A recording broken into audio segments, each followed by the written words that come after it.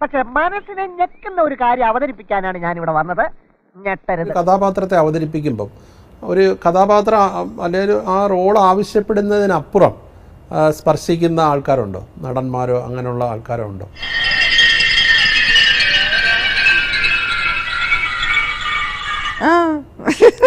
ചിലപ്പോഴൊക്കെ ആണോ? ദൈവമേ ഇവിടെ നിന്ന് നാശമാക്കും. എന്നാ പിന്നെ ഞാനങ്ങട്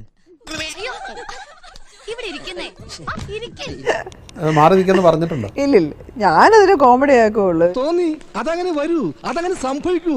ഈ ലോകത്തിന്റെ ഒരു പോക്കേ.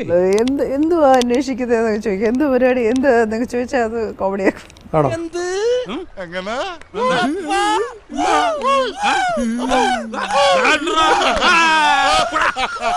ദേഹത്ത് സ്പർശിക്കുന്ന കോമഡി ആയിട്ടാ കാണാം. ഞാൻ കോമഡി ആയിട്ടാ കാണുന്നത്. എനിക്കിതൊക്കെ ഒരു ത്രില്ലായിട്ടാ തോന്നുന്നത്. ജീവിതത്തിൽ എന്തെങ്കിലുമൊക്കെ ഒരു തമാശയൊക്കെ വേണ്ടേ? ഇത് അവർക്ക് തലയ്ക്ക് സുഖമില്ലാത്തൊരു നമ്മൾ എന്തെടുക്കാനാ? ജോലി ചെയ്യുമ്പോ അവർക്കത് അവരുടെ ഒരു ഇല്ലായ്മയല്ലേ, പാവം. അപ്പൊ പ്രതീക്ഷയ്ക്ക് വകയുണ്ട്. ഇപ്പൊ വീണേനെ. അങ്ങനെയുള്ള നായകന്മാരാണോ അതോ സഹതാരങ്ങളാണോ? ആരായാലും എനിക്കറിയില്ല സാർ. അങ്ങനെ ഒരുപാട് പേരങ്ങനെ ഒന്നോ രണ്ടോ പേരാണ് അങ്ങനെയൊക്കെ ചെയ്തിട്ടുള്ളത്. അതിനെ ഞാൻ ഇങ്ങനെയാണ് ഡീൽ ചെയ്യുന്നത്. ആരുടെയും സങ്കടം കണ്ടെടുക്കാൻ എനിക്ക് കഴിയില്ലേ, അതുകൊണ്ടാ. പരാതിപ്പെട്ടിട്ടില്ല? പരാതിപ്പെട്ടു എന്തിന്? മൊട്ടുസൂചി ഒന്നും കൈവച്ചിട്ടില്ല.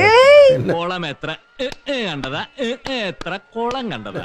പാവം, അയ്യോ എന്തുമാത്രം അപ്പാവികള്. അവനെ രക്ഷിക്കാൻ പോയിട്ട് അവസാനം കുട്ടിയുടെ തിയറിയും തെറ്റി കൈക്കുഞ്ഞുമായിട്ട് കയറി വരരുത്.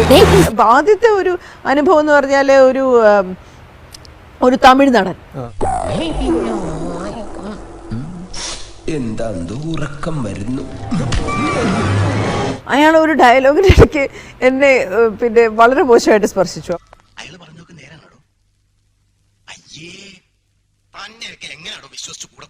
ഹാൻഡ് മൂവ്മെന്റ്സ് ഒഴിവാക്കി നമുക്ക് ഒന്നും കൂടെ ചെയ്യാം. ഹാൻഡ് മൂവ്മെന്റ്സ് പറഞ്ഞാൽ ഇയാളെ കയറി പിടിച്ചതാ. അത് ഒഴിവാക്കിയിട്ട് നമുക്ക് ഒന്നും കൂടെ ഷൂട്ട് ചെയ്യാം. എന്നെ സംശയിക്കരുത്.